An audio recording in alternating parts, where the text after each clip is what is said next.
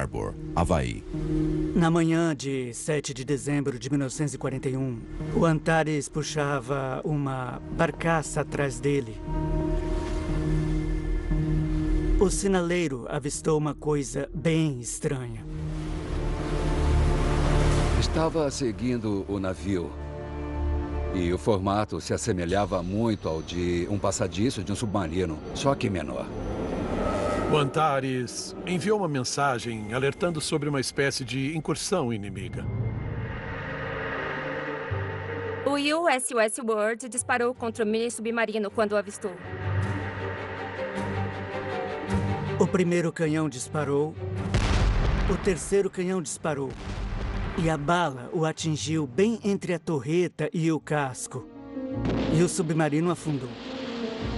A tripulação do USS Word ainda não sabia disso, mas havia acabado de disparar os primeiros tiros americanos da Segunda Guerra Mundial. Os americanos também ainda não faziam ideia do que viria a seguir. 7 de dezembro de 1941. Um ataque surpresa de um inimigo à espreita que acabou custando cerca de 2.400 vidas e mudando a história. Foi um daqueles dias cruciais na história, como o ataque às Torres Gêmeas no 11 de setembro.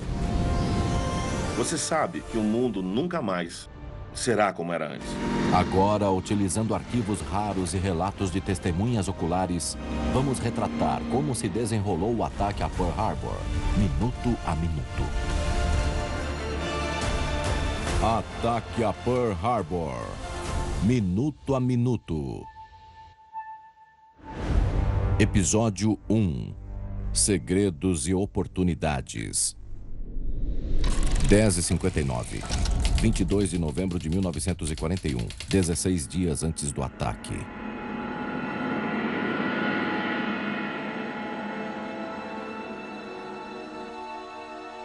Uma armada naval enorme se reuniu 200 quilômetros a nordeste das ilhas principais do Japão, em um local remoto na Baía de Hitokapo. A missão era tão secreta que somente alguns dos milhares de homens japoneses que se reuniram ali sabiam seu destino. A bordo dos navios japoneses, havia somente especulação sobre para onde eles se dirigiam. Poderia ser mais um exercício de treinamento. Muitos dos homens pensaram talvez seja um ataque contra os americanos nas Ilhas Aleutas, já que estamos indo para o norte. Mas eles não faziam ideia de onde estavam indo. A bordo de um dos 6 porta-aviões estava um militar de avião torpedeiro de 23 anos, o Masamitsu Yoshioka. Agora, com 103 anos, é um dos últimos sobreviventes japoneses ao ataque a Pearl Harbor ainda vivos. Normalmente, eles nos informavam para onde estávamos indo e qual era o objetivo. Mas nessa missão especial, não falaram para onde estávamos nos dirigindo. A frota que foi reunida pretendia executar uma das operações mais complexas e ambiciosas da história da guerra naval.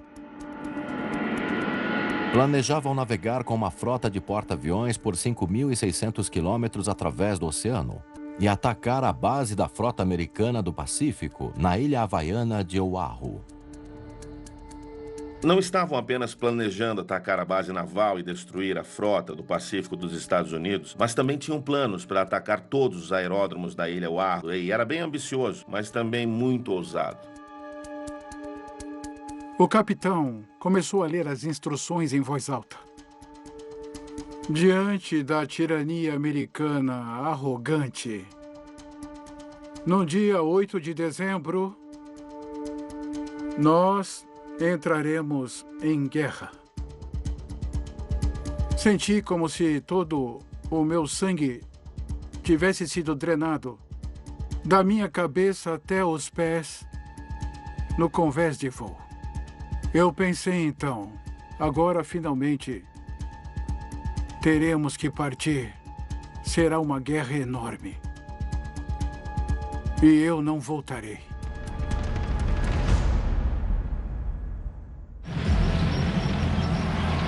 O ataque a Pearl Harbor seria o golpe decisivo segundo a estratégia japonesa de expansão imperialista. Eles já haviam invadido grandes partes do nordeste da China e precisavam de petróleo para continuar sua expansão. O Japão é uma nação insular e grande parte de seus principais produtos e recursos, especialmente o petróleo, tinham de ser importados. E os Estados Unidos eram um dos principais fornecedores de petróleo. Em agosto de 1941, a América cortou o fornecimento de petróleo ao Japão após ele invadir a Indochina francesa. Negociações diplomáticas entre Washington e Tóquio, teoricamente, ainda ocorriam. A junta militar que comandava o Japão concluiu que não conseguiria acesso às reservas que precisava através de negociações. A única saída era a violência. Para conseguir petróleo, o Japão planejou invadir as Índias Orientais holandesas ricas em petróleo. Mas aconteceu um imprevisto. Eles sabiam que os Estados Unidos eram uma potência que atrapalharia seus objetivos, principalmente porque os Estados Unidos ocupavam as Filipinas. Então, havia sido decidido. Eles invadiriam as Filipinas e, para conseguir dominar as Filipinas, era preciso primeiro tirar a frota americana do Pacífico do caminho. 6:17, 24 de novembro de 1941, 14 dias antes do ataque. Amanhecia em Pearl Harbor, lar da frota americana do Pacífico. Mais de 90 navios estavam sediados aqui, nessa baía natural, assim como 84 mil militares na ilha de Oahu. O Pearl Harbor era uma ótima locação. Para um militar americano, não havia lugar melhor para ser alocado pouco antes da guerra. Clima incrível, pessoas legais. Havia bares e restaurantes e a praia, sabe? Muita coisa para se fazer se você fosse um militar. No comando dessa alocação paradisíaca estava o almirante Husband E. Kimmel, que assumiu o comando da frota americana do Pacífico em fevereiro de 1941. O almirante Husband Kimmel era um almirante eficiente e realmente muito organizado. Ele era o tipo de pessoa que era mais admirada do que querida, talvez, mas ele também era extremamente respeitado, porque havia se tornado o comandante da frota americana na frente de vários outros almirantes mais antigos. O Kimmel era muito dedicado ao treinamento, aos exercícios, atividades que seriam necessárias para preparar os Estados Unidos para uma guerra que todos sabiam que viria. Já estávamos lá há 20 meses, treinando. Éramos treinados para qualquer coisa que pudesse acontecer. Treinar para a guerra, munição real e tudo mais. Então, era tudo incutido em você. Mas não era a prontidão de seus homens que seria testada primeiro. Eram os instintos do próprio Kimmel como comandante. Em 27 de novembro, ele recebeu um aviso da inteligência sobre um ataque em algum lugar do Pacífico. O aviso de guerra dizia: as intenções dos japoneses são desconhecidas. Suas ações serão imprevisíveis. Apenas esteja preparado. 7h59, 26 de novembro de 1941, 12 dias antes do ataque. Na Baía de Hitokapo, a força-tarefa japonesa Okido Butai estava a todo vapor. E zarpou em sua jornada de 5.600 quilômetros até o Havaí. Ao lado dos 6 porta-aviões enormes, com 387 aeronaves a bordo, havia 2 couraçados, 9 contra-torpedeiros, além de inúmeros cruzadores, submarinos e navios de apoio. A maioria das marinhas usa seus porta-aviões para encontrar o inimigo no oceano e depois informar sua localização para que os grandes navios com canhões consigam encontrá-los e enfrentá-los. Usar porta-aviões em uma força-tarefa massiva era uma tática naval incomum. Foi muito revolucionário. Isso demandaria muito da Marinha Japonesa também, porque eles possuíam apenas 10 porta-aviões. Mas o fato deles não terem que esperar a guerra vir e esperar por ela em território japonês foi bem revolucionário também. Para que a missão fosse bem sucedida, a força-tarefa deveria permanecer indetectada durante sua jornada de 12 dias. A força-tarefa, quando zarpou, realmente entrou em seu próprio mundo isolado. Não enviou aviões de reconhecimento e tomou muito cuidado com o descarte de lixo pelas laterais do navio, no caso de um submarino americano estar passando por ali. Todos os navios japoneses monitoravam a posição um do outro estritamente por meios visuais. Eles usavam bandeiras e semáforos para manter posição e se comunicar. Não havia nenhuma comunicação por rádio. Os japoneses também se esforçaram ao máximo para enganar a inteligência americana sobre o paradeiro da frota. Cada operador de rádio tem uma assinatura bem distinta. É quase como uma impressão digital. Então, esses grupos de homens ficaram no Japão e enviaram mensagens uma atrás da outra usando os códigos de sinais dos porta-aviões para despistá-los. O plano dos japoneses de atacar Pearl Harbor demorou mais de 9 meses para ser elaborado. Quem o arquitetou foi o almirante Isoroku Yamamoto. Isoroku Yamamoto foi uma figura conflituosa, um tanto paradoxal. Se por um lado ele costumava pensar racionalmente, por outro ele também agia impulsivamente. Em janeiro de 1941, o almirante Yamamoto deu início ao seu plano de ataque, mas muitos se opuseram a ele. Havia muitas pessoas na hierarquia naval que pensaram que fosse uma missão suicida e que era desnecessária. Em particular, não queriam dar a ele tantos porta-aviões. Com tanta oposição, o plano parou até. Mas Yamamoto tinha uma carta na manga. Yamamoto ameaçou renunciar, assim como seus apoiadores. Ele era tão conhecido e respeitado que a ameaça de renúncia tinha muito peso. Por isso, ele acabou triunfando. Seu plano foi aceito em outubro de 1941, mas muitos ainda tinham dúvidas. Se iniciássemos uma guerra contra a América, eles teriam mais aviões de combate, mais aviões de guerra. Então nos conformamos com o fato de que não conseguiríamos retornar. 11h59, 27 de novembro de 1941, 11 dias antes do ataque. Pearl Harbor, Havaí. Em Pearl Harbor, o almirante Kimmel e sua equipe refletiam sobre a notícia que haviam acabado de receber sobre a possibilidade de um ataque japonês. Washington enviou a todos os seus comandantes no Pacífico uma mensagem sem precedentes na história naval americana. Aquela mensagem simplesmente dizia na primeira linha: esse comunicado deve ser considerado um aviso de guerra. E ela também dizia: nós achamos que o ataque japonês ocorrerá nas Filipinas ou em Bornéu. Não mencionou o Havaí, mas avisou o Kimmel para se preparar.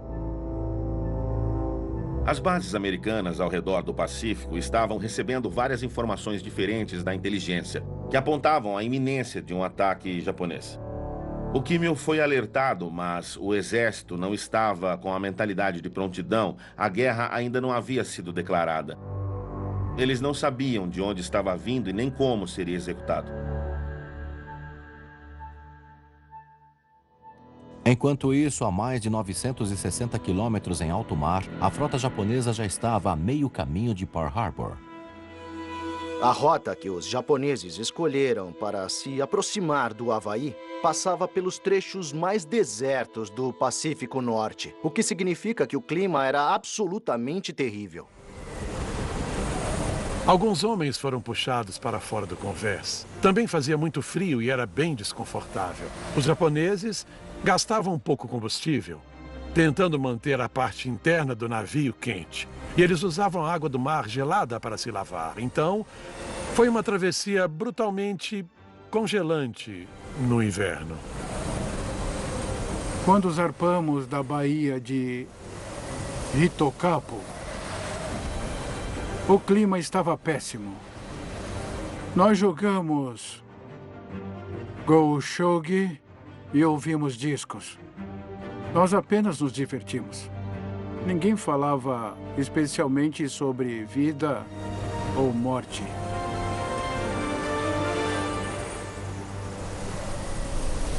Meia-noite e 29, 2 de dezembro de 1941, 6 dias antes do ataque. O comandante da frota japonesa estava a bordo do porta-aviões Akagi, o vice-almirante Chichi Nagumo. O comandante da frota de ataque era uma figura que se preocupava facilmente e sempre ficava tenso, pensando... será que vamos receber uma mensagem de Tóquio informando que o ataque havia sido cancelado? Naquele dia, o Nagumo recebeu a ordem que tanto esperava. A ordem dizia, suba o Monte Niitaka, o que para ele significava que as negociações com os americanos haviam definitivamente fracassado, que não havia esperança de se evitar uma guerra. Se tivesse ocorrido algum avanço em Washington, então a frota em sua rota teria sido contatada por rádio e informada. A paz chegou, mas essas negociações não iriam a lugar algum e ambos os lados sabiam disso. E a essa altura, as forças do Nagumo deveriam executar sua missão e destruir o máximo possível da Marinha Americana em Pearl Harbor.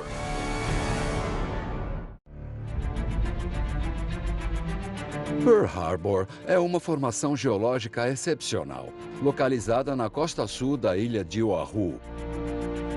E sua característica principal e mais incomum é o quão rasa ela era. A água tinha uma profundidade de cerca de 13 metros. E o fato de ser rasa lhe deu uma vantagem quanto às ameaças de lançamento aéreo de torpedos. Tradicionalmente, torpedos lançados de certa altura costumam mergulhar de 12 a 15 até 18 metros na água antes de iniciar o seu trajeto. Então, um porto não era um bom lugar para atacar navios do modo convencional. A solução dos japoneses para esse problema foi colocar barbatanas de madeira em seus torpedos de lançamento aéreo, que funcionavam como uma espécie de amortecedor. Então, quando o torpedo atingia a superfície da água, essas barbatanas de madeira absorviam o choque, despedaçavam, explodiam e, portanto, o mergulho do torpedo era menos profundo.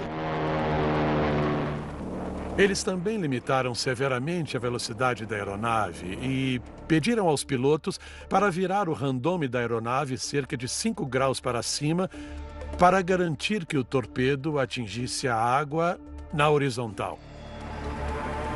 Era isso que impedia que o torpedo mergulhasse profundamente e acabasse preso na lama do porto. As tripulações aéreas foram especialmente selecionadas para executar as manobras difíceis. Eles eram todos pilotos incríveis, e isso era necessário, já que a Força Aérea da Marinha Japonesa era bem pequena e possuía recursos limitados, especialmente após o embargo. Então, eles tiveram que escolher um grupo seleto com grande experiência em pilotagem. Os pilotos começaram o treinamento no sul do Japão, na Baía de Kinko, que possuía o mesmo formato de Pearl Harbor. Os pilotos não sabiam para o que estavam treinando. Os equipamentos não eram capazes de medir distância e altura. Então treinei para medi-los a olho nu.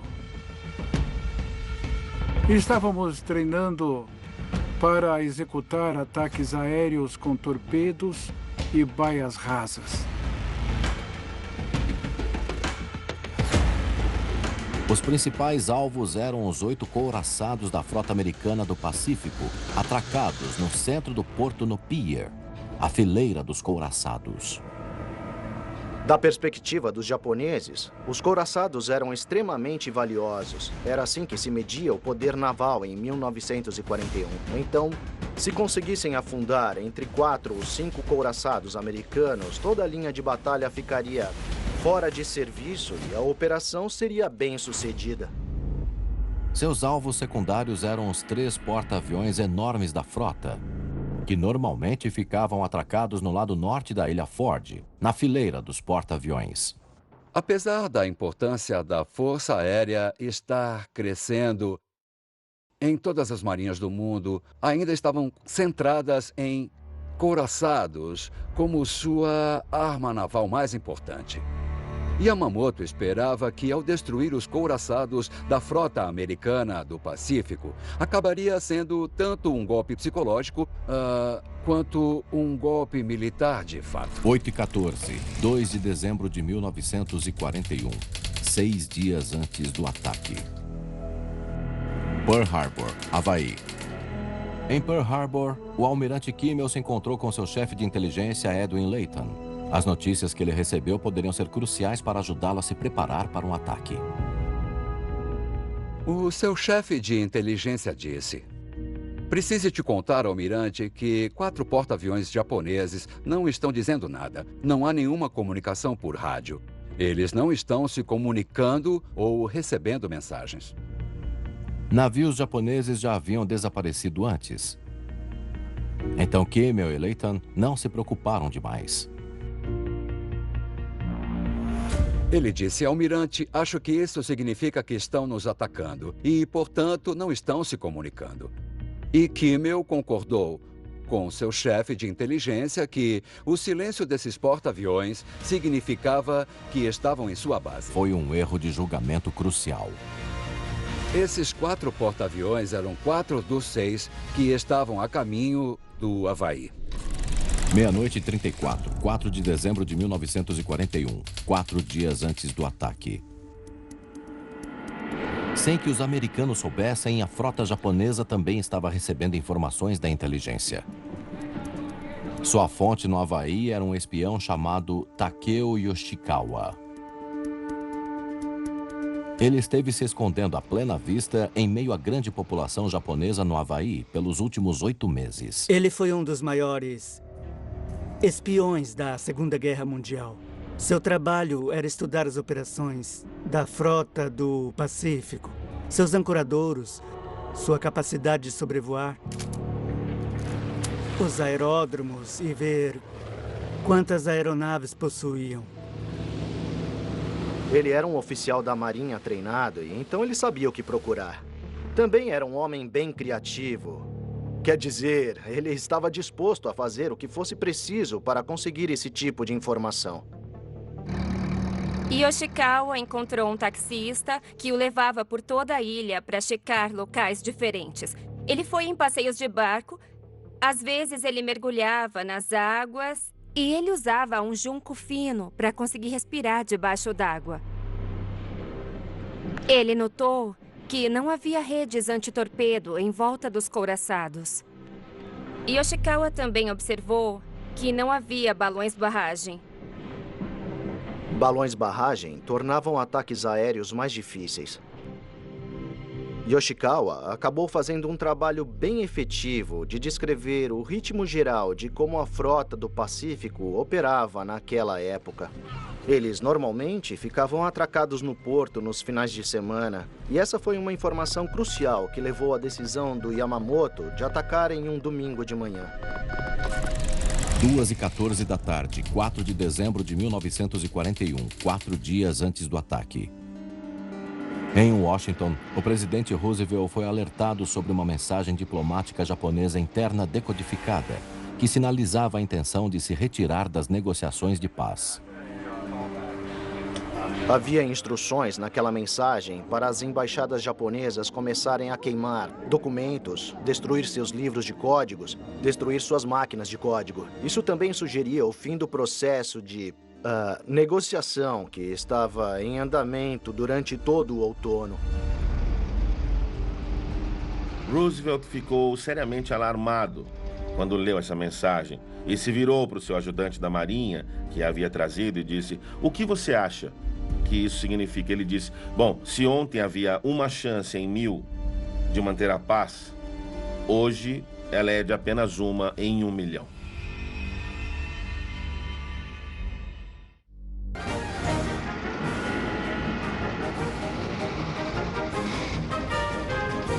O sábado à noite, antes de Pearl Harbor, foi uma noite típica na cidade para muitos desses militares.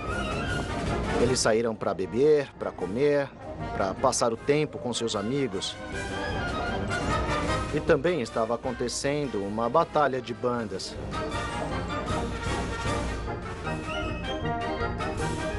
Era uma competição entre todos os coraçados dali. E eu acho que tínhamos ouvido cerca de metade delas. E nossa banda ainda estava em primeiro lugar. Nós tocávamos muitas marchas militares, música clássica, leve e de vez em quando um pouco de música latina. Nós éramos a banda favorita ali. A última canção que tocamos se chamava White Heat e era rápida e alta. O vencedor era julgado pelo aplauso e acho que havia mais dos nossos tripulantes lá o tempo todo. Então ainda estávamos em primeiro lugar. 1h19 da madrugada, 7 de dezembro de 1941, 6 horas e 28 minutos antes do ataque. A força-tarefa japonesa estava a 640 quilômetros do Havaí e se aproximando de sua posição de ataque final. No passadiço do porta-aviões japonês Akagi, o vice-almirante Nagumo recebeu uma mensagem final do espião em Pearl Harbor. Na véspera desse ataque, não estava parecendo que haveria nenhum porta-aviões americano no porto. Foi uma grande decepção, mas, ainda que por outro lado, sabia-se que havia vários couraçados para servirem como alvos e vários outros alvos valiosos ali. Na noite antes de partir, naquele momento eu estava bem calmo. Quando se trata da morte, quando você entra em um avião e ele decola, você precisa estar preparado para algo assim. Então, particularmente, eu não tive medo de morrer só porque estava indo para o Havaí.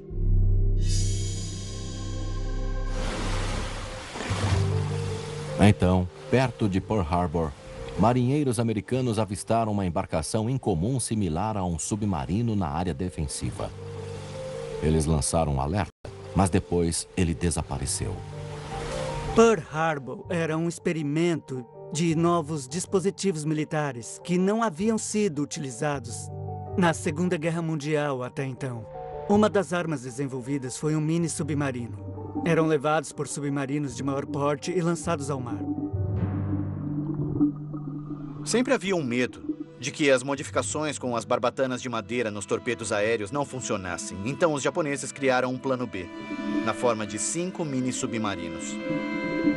Tinha cerca de 24 metros de comprimento, 2 de largura na parte mais larga e eram muito apertados.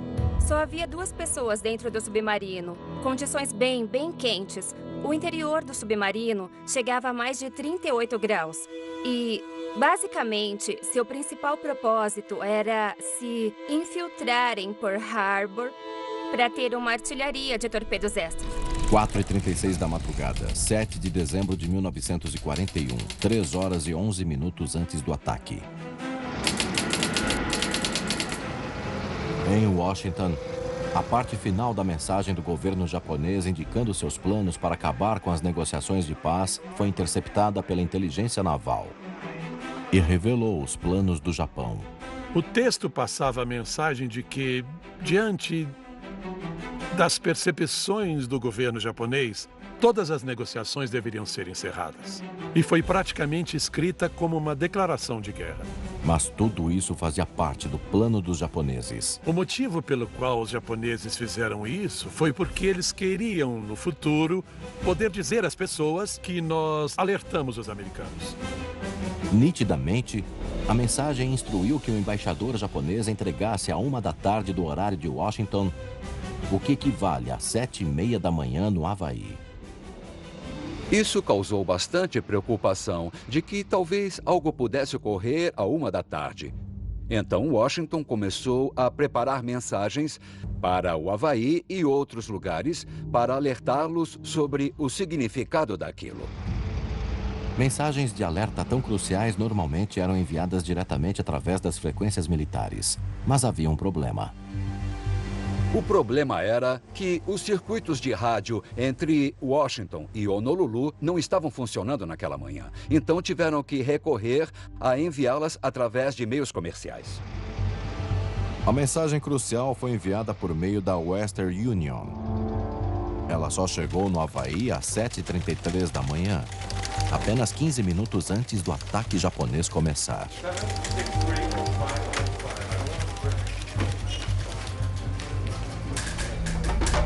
Enquanto isso, a bordo do porta-aviões Soryu, os pilotos e as tripulações se preparavam para o ataque. Nós sabíamos que seria terrível se fôssemos atingidos.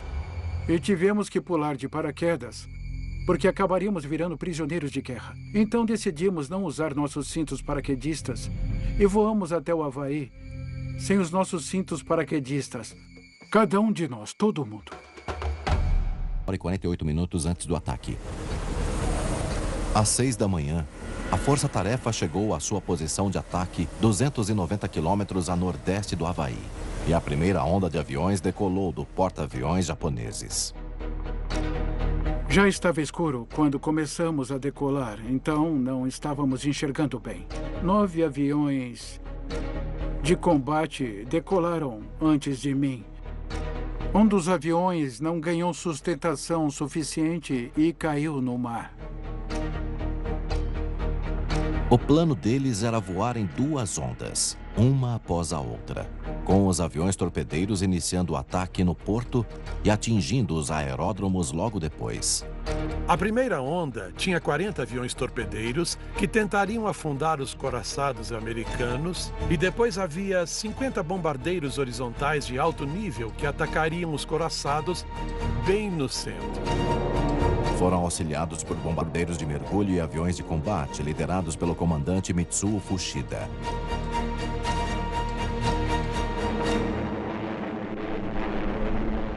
Às 6h29 da manhã, 7 de dezembro de 1941, 1h18 antes do ataque.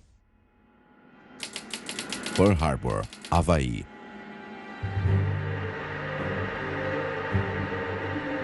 Em Pearl Harbor, os americanos avistaram novamente uma embarcação similar a um submarino. O USS Ward o avistou e disparou contra ele. Erraram o primeiro tiro, mas o segundo tiro o atingiu. E eles estavam certos de que haviam afundado, seja lá o que fosse. A tripulação do USS Ward ainda não sabia disso, mas havia acabado de disparar os primeiros tiros americanos da Segunda Guerra Mundial. Uma mensagem foi enviada a Pearl Harbor. Nós disparamos uma carga contra um submarino que operava dentro da área defensiva. Essa mensagem, infelizmente, começou a lentamente ser passada pela cadeia de comando. Havia tantos casos de relatos sobre submarinos que acabavam sendo falsos, que o relato acabou não chegando a lugar nenhum. Enquanto isso, na estação Opana, no extremo norte de Oahu, operadores de radar avistaram que parecia ser um grande número de aviões se aproximando rapidamente.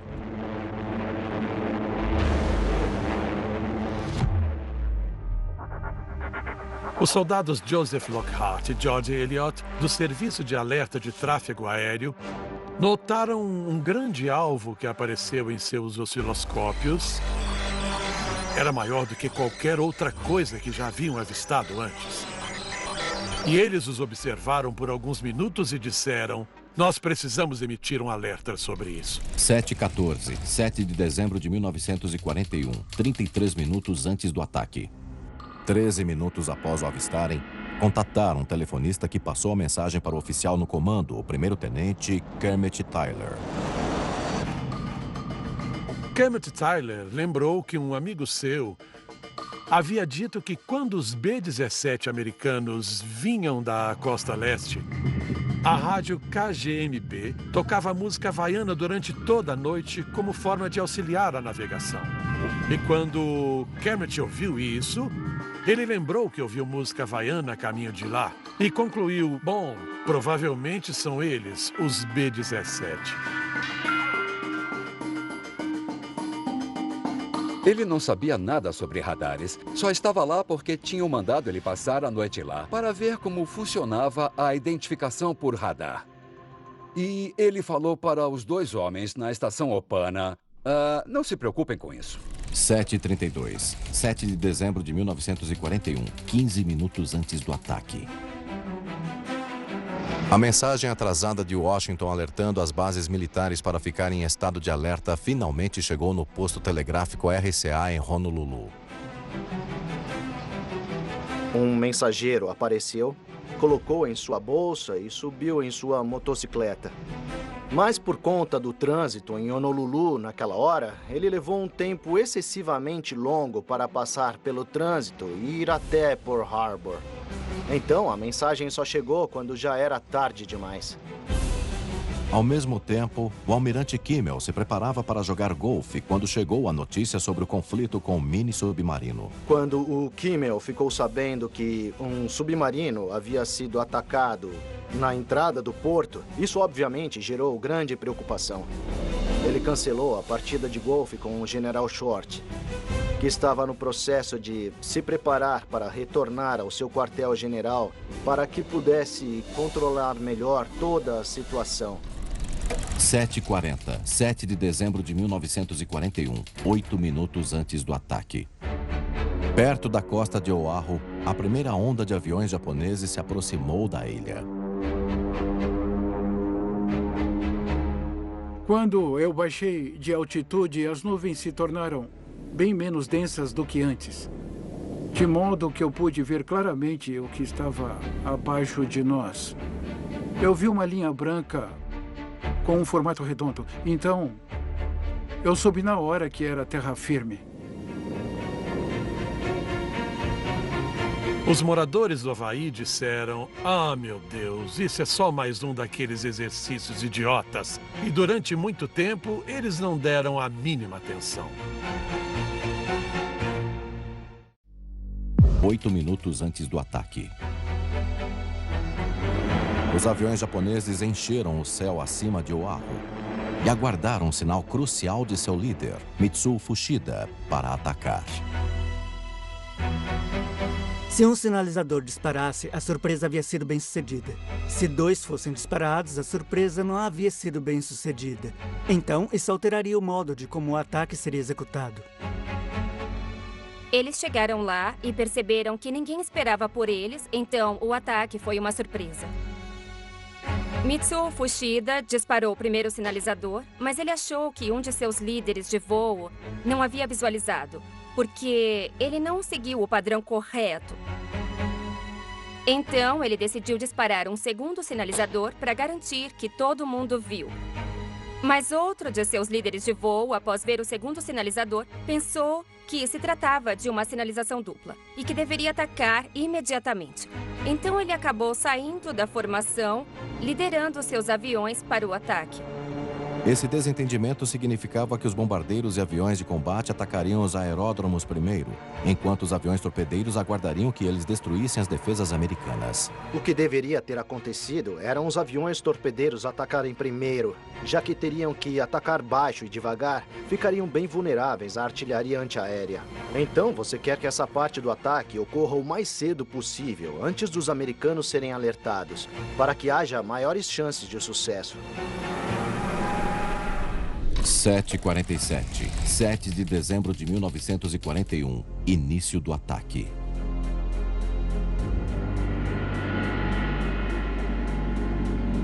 O aeródromo Wheeler, no centro de Oahu, foi o primeiro a ser atingido, seguido da base aérea de Kaneohe, no leste da ilha.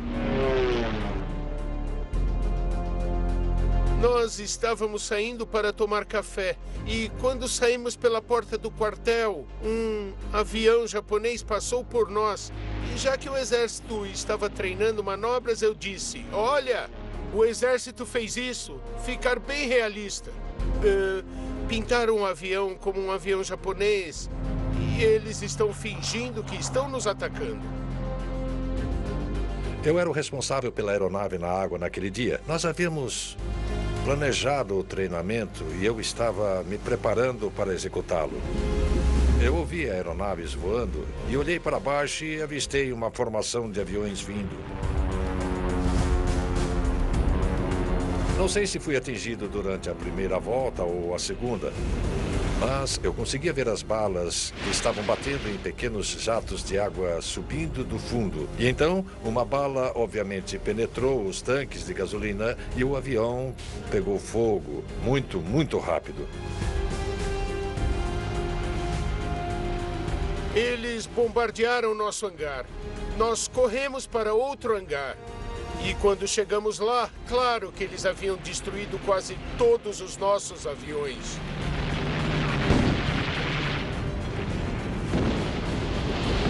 Aviões e aeródromos ao redor de Oahu haviam sido posicionados para que pudessem ser facilmente vigiados.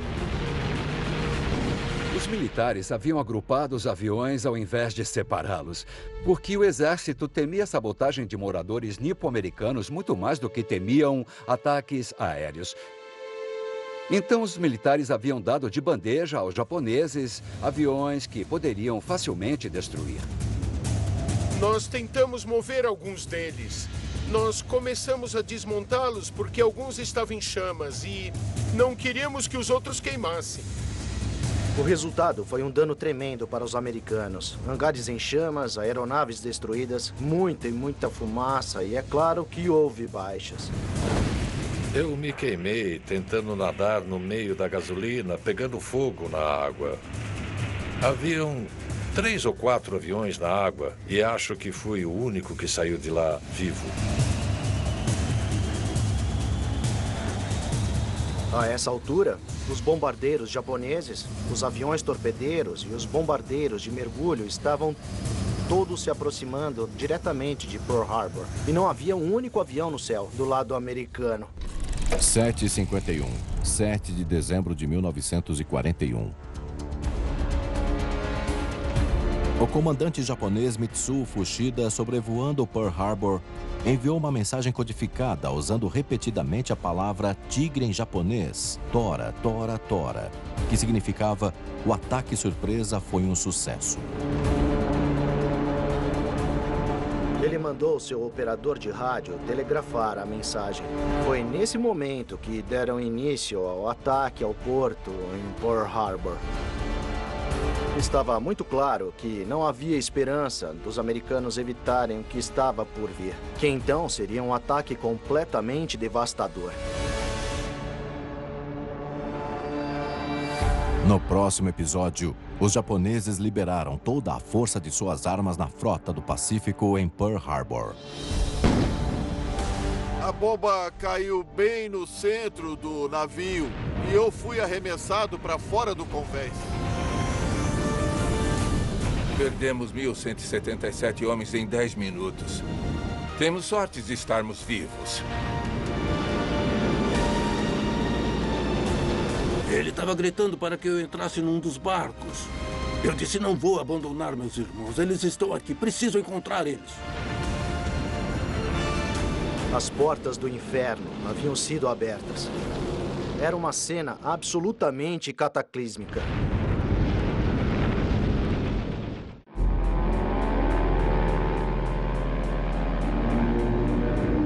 7 de dezembro de 1941, Pearl Harbor. O Japão atacou a frota americana do Pacífico no Havaí com uma força militar colossal. As portas do inferno haviam sido abertas. Era uma cena absolutamente cataclísmica. O que ocorreu durante apenas 2 horas e meia levou à morte de quase 2.400 militares americanos e mudou a história. Utilizando arquivos raros e relatos de testemunhas oculares, vamos retratar como desenrolou o ataque a Pearl Harbor, minuto a minuto. Foi um daqueles dias cruciais na história, como o ataque às Torres Gêmeas no 11 de setembro. Você sabe que o mundo jamais será como havia sido antes. O ataque começou às 7h48 da manhã, quando aviões japoneses atacaram os aeródromos. Em menos de 10 minutos, eles destruíram uma parte-chave das defesas aéreas da ilha. Não entrava na minha cabeça que estavam nos atacando. E os outros também não acreditavam. Depois, eles voltaram sua atenção para seus principais alvos, os couraçados no porto em si. Não havia mais esperança dos americanos evitarem o que estava por vir, que seria um ataque completamente devastador. Ataque a Pearl Harbor. Minuto a minuto. Episódio 2. Revelações inéditas. Pearl Harbor, Havaí. 7 de dezembro de 1941.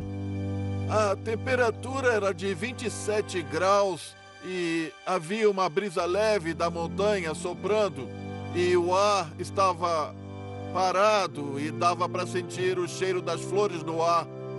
Foi um dia maravilhoso. Houveram bailes no sábado à noite e também festas. E muitos dos militares estavam realmente dormindo até mais tarde. Estavam se preparando para irem à missa. Havia algumas cerimônias religiosas acontecendo. Era apenas uma rotina normal e calma de uma manhã de domingo.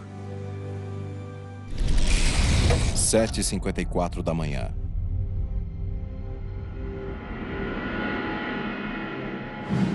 Um minuto antes do ataque a Pearl Harbor ocorrer, Frank Emont e a banda do USS Pennsylvania se preparavam para tocar.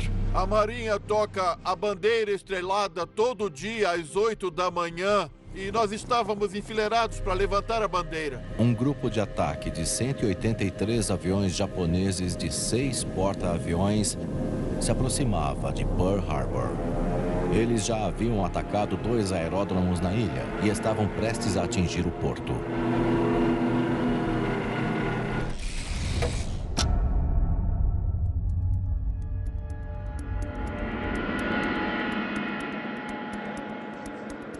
Quando foi 5 para as 8, a corneta soou para avisar a todos que estava chegando a hora de levantar a bandeira. E naquele momento eu ouvi um barulho e olhei para o céu e havia uma fileira de aviões vindo do lado direito. O primeiro alvo era o centro do porto. A base de hidroaviões na Ilha Ford é uma das últimas linhas de defesa aérea dos Estados Unidos. O primeiro deles se separou e algo caiu do avião. Achei que as peças da cauda tinham desmontado ou algo assim, então eu observei atingir o hangar da base aérea dali. Ele explodiu em chamas e fumaça. A resposta inicial ao ataque foi incredulidade. O capitão-tenente Ramsey estava na Ilha Ford e achou que era apenas algum piloto americano fazendo acrobacias. Ele queria anotar o número de série do avião e denunciá-lo ao seu comandante. Após destruírem a base, os pilotos voltam sua atenção ao seu principal alvo, a frota em si. 40 bombardeiros se separaram em 2 grupos. Um grupo deveria ir atrás da fileira de couraçados e dos navios de fora da fileira. E outro grupo se dirigiu ao outro lado da Ilha Ford. E ainda tinha esperança de encontrar um porta-aviões americano.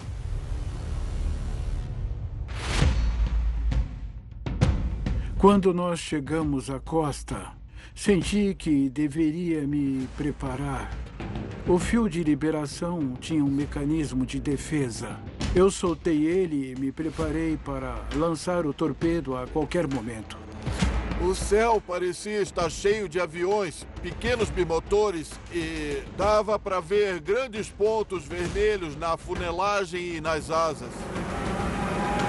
Então, na hora, nós percebemos que não eram nossos aviões.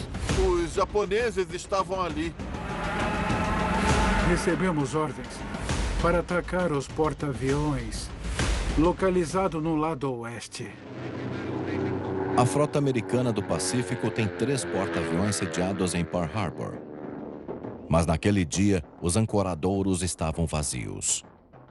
Eu fiquei desapontado, mas não tinha jeito. Havia um couraçado, então decidimos destruir ele.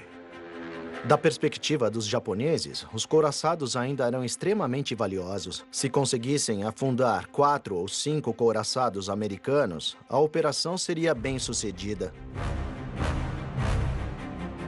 Todos os 8 couraçados estavam no porto ao mesmo tempo, o que era raro. Isso não havia acontecido desde o verão de 1941. 7 deles estavam na fileira de couraçados no leste da ilha Ford. O 8º, o USS Pennsylvania, o navio almirante da Frota do Pacífico, estava na doca seca, passando por reparos. Idealmente, o que deveria ter acontecido é os aviões torpedeiros atacarem primeiro, já que teriam que atacar baixo e devagar, ficariam bem vulneráveis à artilharia antiaérea. Mas o plano japonês já estava sendo executado. Falhas de comunicação entre as tripulações aéreas fizeram com que os bombardeiros de mergulho se precipitassem. Então, consequentemente, a primeira onda partiu imediatamente de forma desordenada e houve ataques simultâneos acontecendo naquele momento. Enquanto o primeiro grupo de aviões torpedeiros se preparava para atacar, foram atingidos por colunas de fumaça preta, subindo das colisões dos bombardeiros de mergulho mais cedo. Havia muita fumaça, então eu não conseguia ver o lado oeste claramente. E não foi apenas a fumaça que os atrapalhou. Com o sol batendo nos olhos, as tripulações tiveram dificuldade para enxergar qualquer coisa. Mas através da névoa e do clarão, Masamitsu Yoshika viu seu alvo rapidamente de relance. A julgar pelo formato do mastro, era couraçado da classe Colorado. Decidimos que seria o alvo. E acho que o líder da esquadrilha pensou a mesma coisa. O alvo de Yoshioka era um dos 4 navios atracados no lado oposto à fileira de couraçados na ilha Ford. O líder da unidade de torpedeiros foi em sua direção, mas quando se aproximou do alvo, retirou-se repentinamente. Seu ala o seguiu. Os aviões imediatamente atrás deles pensaram: bom, deve ter disparado contra o couraçado, então faremos também isso. Apesar das ressalvas, Masamitsu Yoshika lançou seu torpedo. Eu achei que o couraçado fosse menor que os nossos navios de guerra japoneses. Ele atingiu o alvo, gerando uma enorme explosão. E ele foi bem atingido na parte central do navio. Dentro de instantes, um segundo torpedo colidiu contra o casco do navio, mas não era o alvo que os japoneses queriam. Masamitsu atingiu o USS Utah, um contratorpedeiro antigo e altamente desmilitarizado, ao invés de um de seus alvos principais, os couraçados. Realmente, acho que cometemos um grande erro com o Utah. Os outros homens se saíram bem. Então, até hoje, o Utah ainda me incomoda. Não é uma coisa que eu me orgulhe. O USS Utah não foi a única vítima desse ataque. Um dos torpedos atingiu um segundo navio, o USS Raleigh, atracado atrás, mas era um alvo ainda menos valioso do que o Utah. Os pilotos deveriam ter esgotado todas as possibilidades antes de atacar navios menos importantes. Então, eles foram repreendidos quando retornaram ao porta-aviões por seus superiores por terem selecionado mal os alvos. Eles realmente não conseguiam ver em que diabos estavam mirando.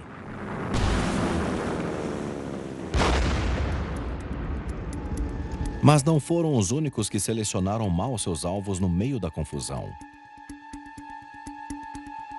Em 2 minutos de incursão, as baixas americanas começaram a crescer, mas nenhum único torpedo havia sido disparado contra nenhum couraçado.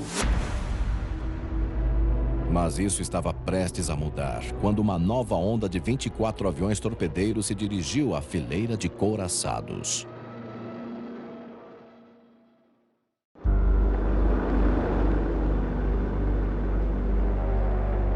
Centenas de metros abaixo dos aviões torpedeiros atacando, as tripulações dos couraçados não estavam cientes do que estava por vir.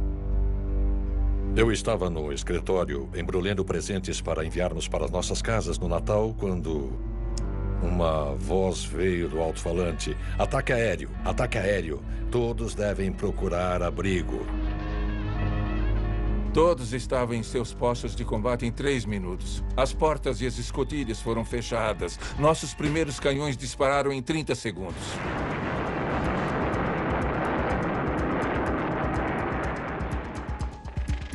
O segundo grupo de aviões torpedeiros desceram até Southwest Lock. Finalmente, seus valiosos alvos marinhos estavam na mira, na fileira de couraçados. Aquele corpo de água era quase como uma pista de boliche, que ia em direção aos couraçados. Os pilotos podiam ver que aqueles 2 navios, o West Virginia e o Oklahoma, eram os alvos de ouro. Mas aqueles eram técnicos aéreos experientes que iam lançar um torpedo 5,5 metros que poderia abrir um buraco na lateral do couraçado, grande o bastante para um caminhão passar. Eles chegavam em duplas. Um avião de um lado da dupla para destruir um couraçado. E um avião de um lado oposto deveria destruir um navio ao lado. Mas enquanto o líder da dupla se preparava para lançar seus torpedos, aviões dos ataques anteriores cruzaram seu caminho. Haviam múltiplas aeronaves cruzando na contramão, por assim dizer. As coisas ficaram bem confusas, e então aquelas aeronaves tiveram que abortar e circular novamente. Foi um desperdício de tempo valioso. Os japoneses rapidamente perderam a vantagem da surpresa. Fechaduras foram quebradas para que a munição pudesse ser levada até os canhões. O volume e a intensidade da defesa antiaérea dos americanos aumentou demais. Muito rapidamente.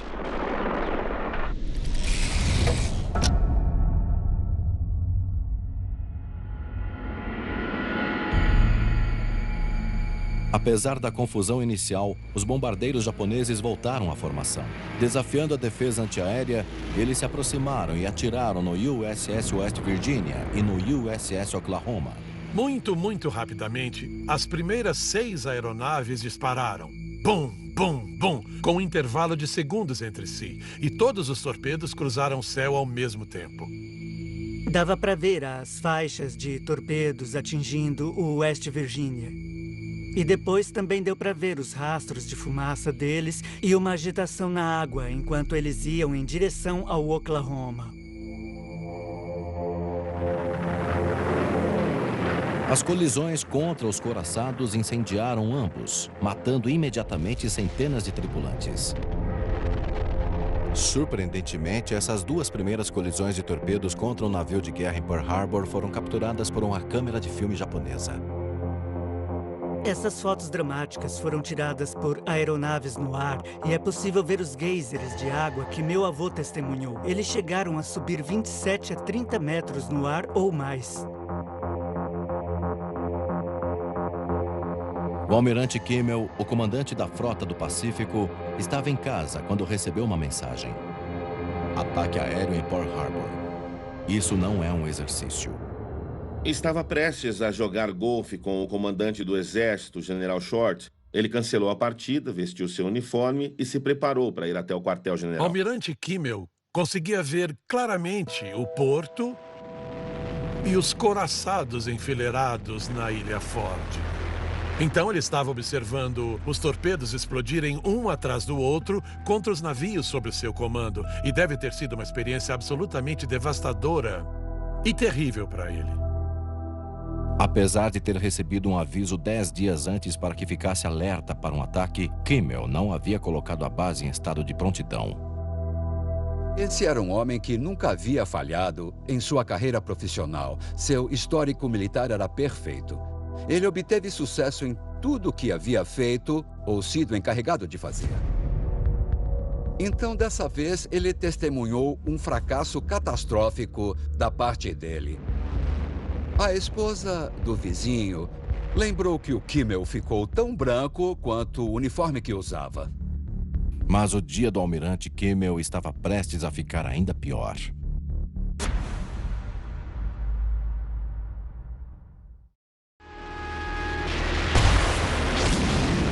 Enquanto o ataque japonês a Pearl Harbor se agravava, o USS Virginia e o USS Oklahoma foram atingidos por torpedos, matando centenas de marinheiros. Muitos outros agora lutavam por suas vidas, desempenhando feitos heróicos de bravura.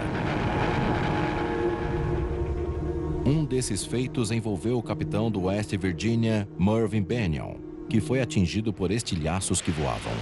Eles precisavam tirar o capitão do passadiço porque o fogo estava começando a atingir a parte inferior do navio. Até que chegou ao atendente Doris Miller. Enquanto Doris Miller se dirigia ao posto de combate que lhe foi designado, um oficial o chamou e pediu sua ajuda para levar o comandante do West Virginia para um local mais seguro. A situação dos afro-americanos na Marinha dos Estados Unidos em 1941 era de segregação racial entre brancos e negros. E a Marinha mantinha isso ao limitar as patentes que os afro-americanos poderiam assumir. Depois de levar o comandante, o atendente Miller se uniu à defesa do navio, apesar de não ter tido treinamento. Ele viu um caminhão antiaéreo que não estava sendo usado e, de acordo com seu próprio relato, o Miller disse: "Eu só disparei. Não tinha certeza do que fazer." Tudo que Doris Miller queria era participar da batalha. Lutar contra o inimigo não era como pendurar as roupas de outro homem, cozinhar e servir suas refeições. 8h06 da manhã. 3.000 metros acima do porto, bombardeiros de alto nível se preparavam para o próximo ataque letal.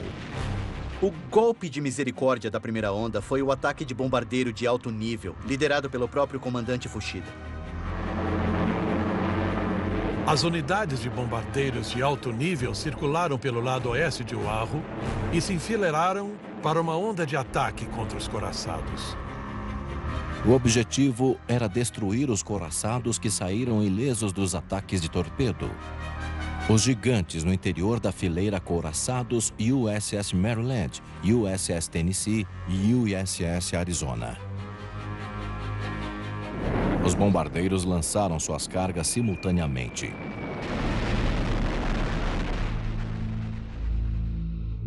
Uma foto japonesa mostra o momento do impacto na popa do Arizona. Uma das balas ricocheteou na placa dianteira da torreta de canhão número 3 e explodiu na água ao seu lado. Uma bomba caiu entre nós e o Vestal e me arremessou para dentro da escotilha. Me deixou desnorteado. E eu, é claro, sabe, aquilo causou um incêndio.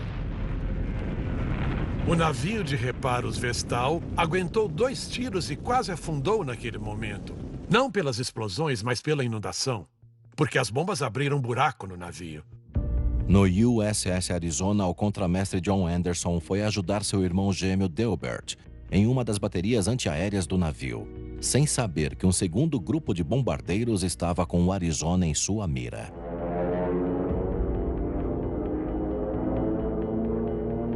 Eu subi as escadas até o convés do navio, onde os canhões antiaéreos estavam.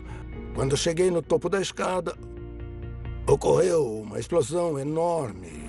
As pessoas foram jogadas para todos os lados.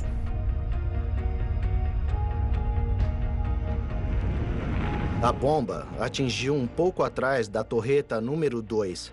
Passou pela armadura do convés, entrou nas salas com a pólvora dos canhões principais do Arizona e detonou ali.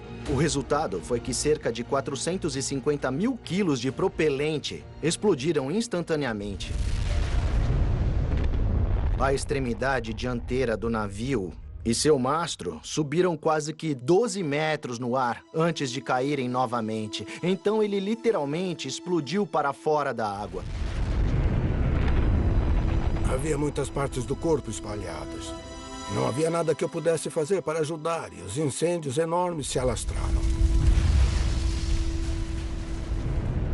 A proa do Arizona de 32.500 toneladas se separou do resto da superestrutura.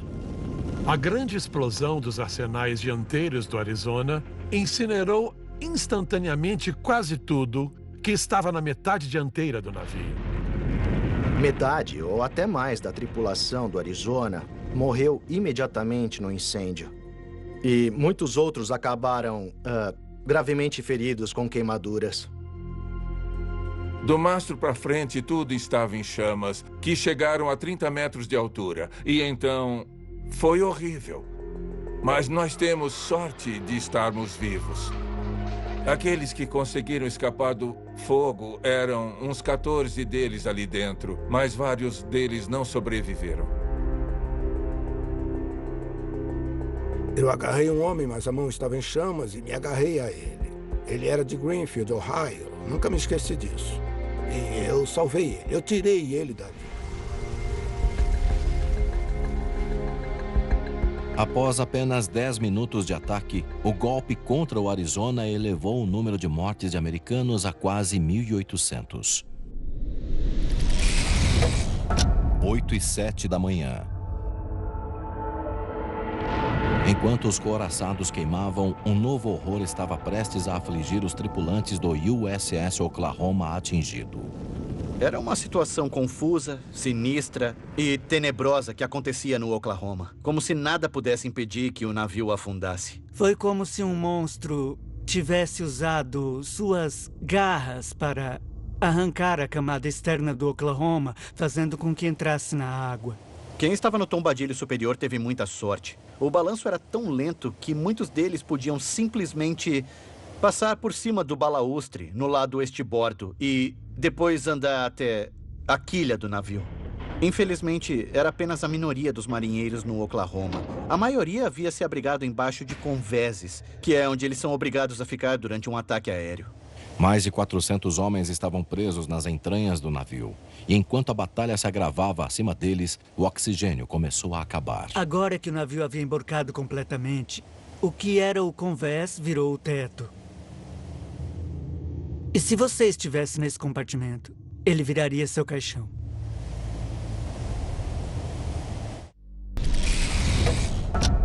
8h40 da manhã. Após somente 30 minutos, a primeira onda de aviões japoneses partiu e uma calmaria pairou sobre o porto. O USS Arizona havia partido em dois. O USS West Virginia afundava rapidamente e ali perto o USS Oklahoma havia emborcado. Apenas um dos 8 couraçados, o USS Nevada, conseguiu zarpar e se dirigir a um local seguro. O chefe contramestre Edwin Hill liderou uma equipe para desatracar o Nevada da doca. Ele deixou o navio, cortou a amarra, depois pulou na água e nadou de volta para o Nevada. Quando se livraram das amarras, se afastaram e desceram pelo canal. Todos o viram, estava bem no meio. A manobra do Nevada foi muito corajosa. E mostrou para todos no porto que eles não iam apenas ficar lá sentados enquanto os atacavam. 8h50 da manhã. Mas o ataque estava longe de acabar. Uma segunda onda de aviões japoneses voava em direção aos navios atingidos. Tudo estava calmo há um tempo, mas então começamos a ouvir explosões altas novamente e soubemos que havia recomeçado. A segunda onda era formada por 167 aviões, 78 bombardeiros de mergulho, 35 aviões de combate e 54 bombardeiros de alta altitude. Naquele momento, havia uma defesa aérea muito mais forte, porque os americanos estavam em alerta máximo. Tinham diversos alvos e lutaram loucamente às cegas. Para os pilotos japoneses, um dos navios claramente se destacava. Quando então chegaram a Pearl Harbor, a primeira coisa que viram foi o couraçado Nevada. Havia sido atingido, então estava em chamas, mas conseguiu zarpar, dirigindo-se à boca de Pearl Harbor e ao mar aberto. Tornou-se um alvo óbvio para os aviadores japoneses. Começaram a rodeá-lo como abelhas em torno de um pote de mel. Todos os bombardeiros e aviões de combate, os japoneses o atingiram. O Nevada foi atacado por todos. Suas tripulações ainda estavam disparando de volta contra os japoneses que estavam totalmente focados em atacar o Nevada. O couraçado Nevada foi um símbolo visível de que estávamos resistindo vigorosamente com todas as nossas forças. A visão desse navio zarpando em chamas, as pessoas lembram da sua bandeira ainda balançando na traseira. Deixou muitas pessoas comovidas. Muitos dos homens que viram isso disseram que foi uma das coisas mais bonitas que haviam visto o dia todo. O Nevada foi uma baita cena.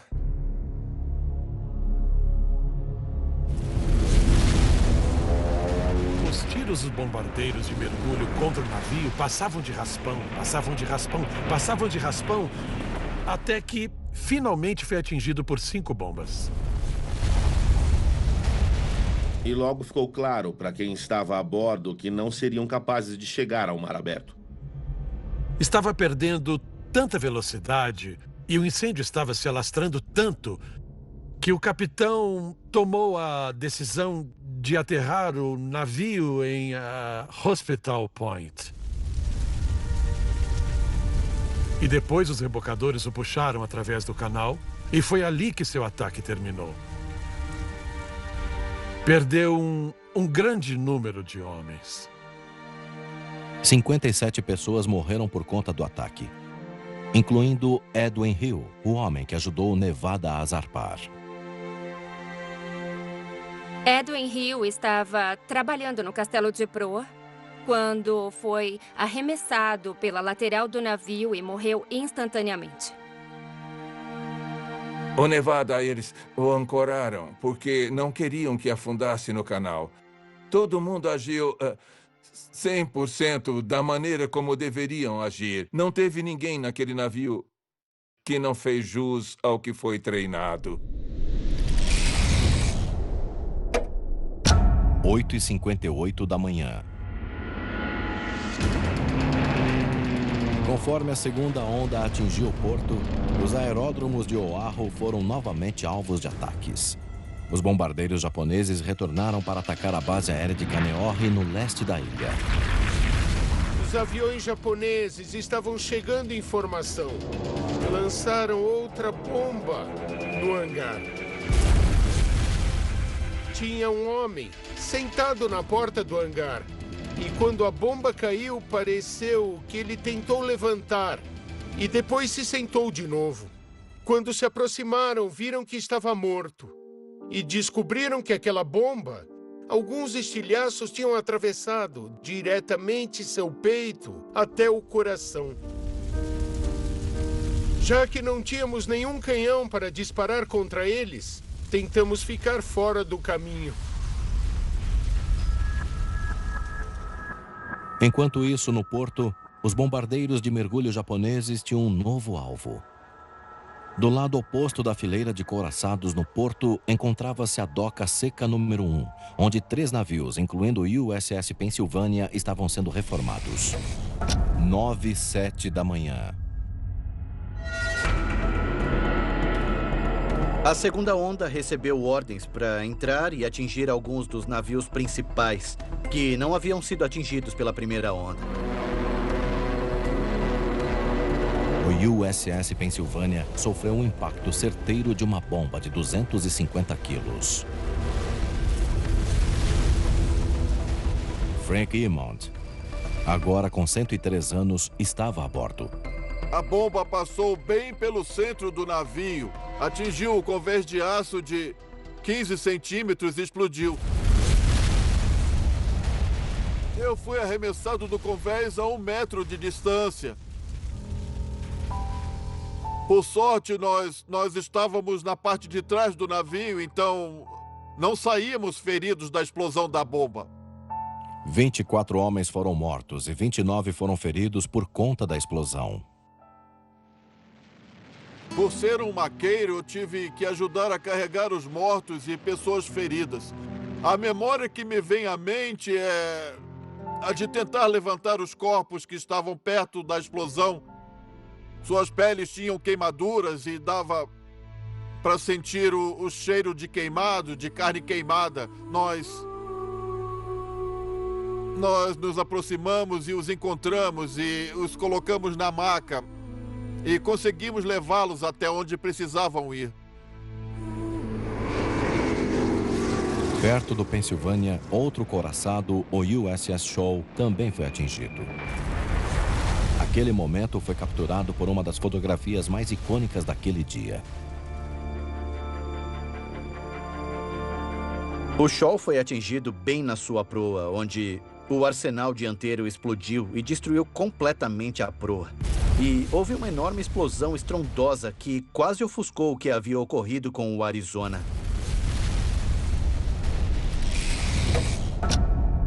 10h15 da manhã. Finalmente, 2h30 após o início do ataque, os aviões japoneses retornaram para a segurança de seus porta-aviões. O local estava completamente em ruínas. Havia vários couraçados afundando, um incêndio enorme no Arizona, cuja superestrutura estava desmoronando para frente. E foi horrível. Estavam vivenciando uma história de horror americana. Mas será que o ataque finalmente havia acabado?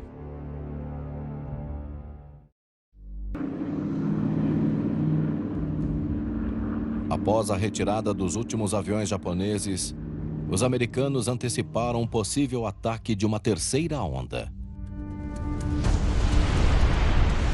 Mas ela nunca veio. O vice-almirante Chuichi Nagumo retirou suas forças e retornou ao Japão. Nagumo checou suas ordens e disse: "Fui incumbido de afundar 4 couraçados americanos. A avaliação inicial mostra que atingimos pelo menos 4 deles. A missão foi um sucesso. Estamos indo para casa." A antes poderosa frota americana do Pacífico se encontrava em ruínas e 5 de seus 8 couraçados haviam sido afundados.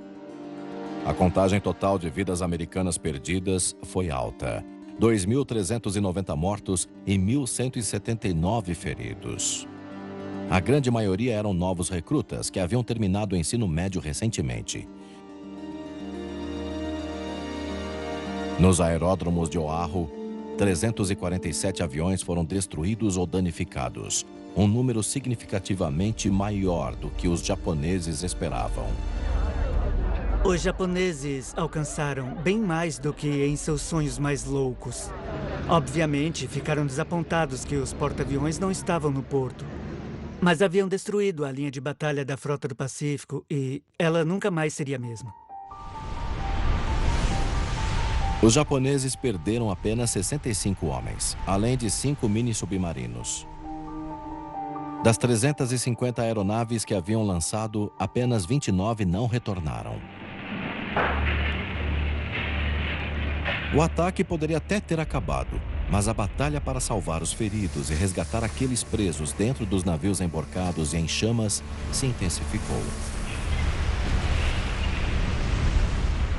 Havia óleo combustível boiando no topo, em certos casos em chamas, assim como havia piscinas de gasolina e coisas do tipo. Então dá para entender que apenas tirar esses caras da água, em muitos casos, foi bem difícil. Um dos marinheiros foi até um desses barcos para resgatar sobreviventes e acabou carregando corpos. Não havia pessoas suficientes para dar conta da alta taxa de baixas. Os hospitais estavam lotados. O navio Hospital Solace estava lidando com mais baixas do que podia. Os médicos estavam trabalhando freneticamente. Um homem estava deitado ali. Não havia espaço para ele. Nós não tínhamos hospital. É claro, me senti muito mal por ele. Um homem jovem que estava perfeitamente saudável apenas meia hora antes. E agora estava... não conseguia nem sentir suas pernas. As operações de resgate no porto continuaram durante a noite. Mas em alguns navios, o resgate era quase impossível. Uma das histórias mais duras de Pearl Harbor foi a história do Oklahoma, que adernou durante o ataque após ter sido atingido por torpedos. Muitos homens conseguiram escapar, subiram no casco e foram resgatados, mas um número muito maior foi abandonado dentro do navio. Quando o navio adernou, a parte de cima virou de cabeça para baixo. Ficou totalmente escuro. Os marinheiros ficaram presos em bolsões de ar. Estavam cobertos de óleo. Não conseguiam enxergar. Foi um lugar onde marinheiros foram sepultados.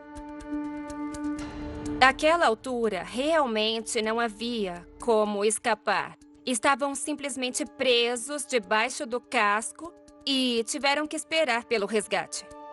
Era uma tarefa delicada. Para chegar aos homens encurralados, os socorristas abriram buracos no casco submerso, diante do perigo da água entrar no lugar do escape de ar. Trabalhadores do estaleiro descreveram ver as mãos subindo do buraco. E, como não havia ar ali dentro, eles se afogaram bem na sua frente. E eles viram as mãos sumirem do buraco. Mas os socorristas pensaram em uma solução. Estavam lidando com esse problema e, por trabalharem em estaleiros e possuírem habilidades técnicas, eles bombearam ar naquele compartimento antes de conseguirem tirar os homens. Trabalhadores federais da Marinha conseguiram salvar 32 homens. Um número significativo, e foi uma coisa após o ataque do qual poderiam se orgulhar. Haviam visto tanta morte. Diante da frota do Pacífico em ruínas e quase 2.400 mortos, todos voltaram a atenção ao que a América faria a seguir. À tarde. 7 de dezembro de 1941. Uma data que viverá na infâmia. Dentro de 24 horas após o ataque, o presidente Roosevelt assinou uma declaração de guerra contra o Japão. Foi aceita pelo Congresso depois que ele fez um dos discursos mais icônicos da história dos Estados Unidos. Essa forma de traição nunca mais nos colocará em perigo. Uma data que viverá na infâmia. Aquilo resumiu totalmente o estado de espírito americano naquele momento. O quão furiosos estávamos com esse ataque. Uma data que viverá na infâmia realmente tocou muitas pessoas e a natureza covarde do ataque contribuiu muito para aquilo. Então lembre-se, Pearl Harbor tornou-se uma espécie de slogan. Para milhares de jovens americanos, o ataque a Pearl Harbor foi um chamado.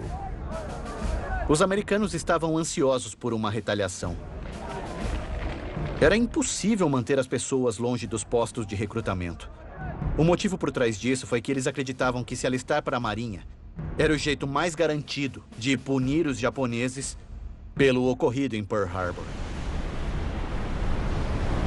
O objetivo do Japão de desmoralizar a América para trazê-los à mesa de negociação acabou não dando certo.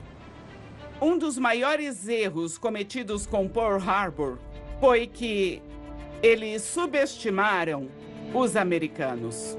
Eles esperavam não só dizimar nossa frota, como também desmoralizar os americanos. Mas eles estavam errados quanto a isso. Os japoneses calcularam mal a retaliação americana, porque em 1942, os americanos se reuniram para lutar em uma guerra no Atlântico e em uma guerra no Pacífico simultaneamente. No fim, ajudaram a derrotar dois impérios fascistas que tentavam dominar o mundo. Pode-se muito bem argumentar que o Japão perdeu a Segunda Guerra Mundial assim que a primeira bomba foi lançada na Ilha Ford.